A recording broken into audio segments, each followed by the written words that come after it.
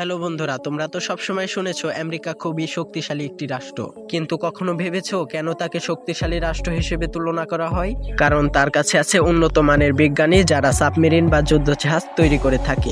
স্ক্রিনের উপর যে যুদ্ধজাহাজগুলো দেখতে পারছো এগুলোও কিন্তু আমেরিকার তৈরি করা একটি যুদ্ধজাহাজ। আমেরিকার অস্ত্র এবং জাহাজগুলো যেরকম শক্তিশালী হয়ে থাকে সেই রকম তাদের সেনাবাহিনীগুলো অনেকটা শক্তিশালী হয়ে থাকে, কিন্তু দেখা গিয়েছে অস্ত্র এবং যুদ্ধজাহাজের ক্ষেত্রে তারা অনেকটাই উন্নত, যা চীন, রাশিয়া এবং বড় বড় কিছু রাষ্ট্র থেকে অনেকটাই উন্নত।